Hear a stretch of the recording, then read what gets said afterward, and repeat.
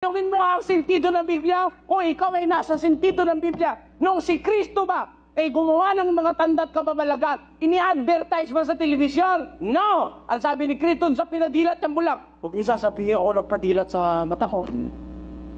Kita nyo? Oh, tapos sabi niyo sa isa, umayo ka, huwag mo ipamamalita.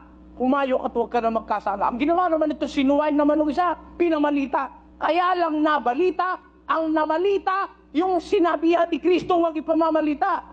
Pero si Kristo, hindi siya namamalita. Hindi kang kaya nito mga evangelist ka, dito maraming bulog at pinong... Yan. Manluloko! Hindi ka kasindiwa ni Kristo.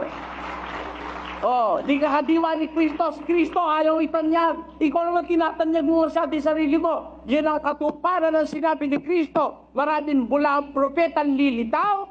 Magpapakita. Talaga ipakikita ng mga dakilang tanda at kababalagan. Ililigaw kung maaari. Pati na ang mga hirap.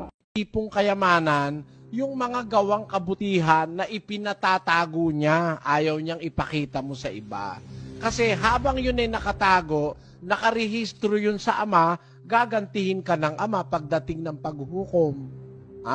Bawa, pag maglilimos ka, wag mo nang ipapakita sa iba, wag mo nang ipapaalam yung ginawa nung kanan mo sa kaliwa.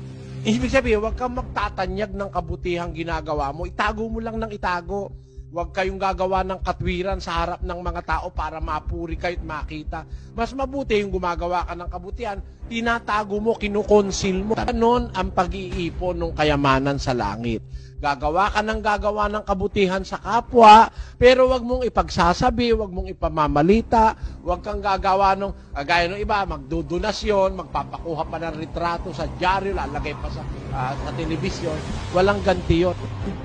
Tama lahat yun. Pero ngayon, mas pinalinaw pa ng Diyos, mas detalyado natin naiintindihan ngayon. At yung pagtuturong ginagawa ng Diyos ngayon kay kapatid na Daniel, ay nakikita natin maliwanag na yung mga detalye, hindi siya umiiba sa turo ni kapatid na Eli. Yun din, kung ano yung tinuro ni kapatid na Eli nun sa atin, ito din naman sinasabi niya eh. Wala siyang binabago. Hoy! Talagang ikaw napakadilim na ng utak mo. Pati sinabi na ng sugo mo kinikilala, hindi mo maintindihan.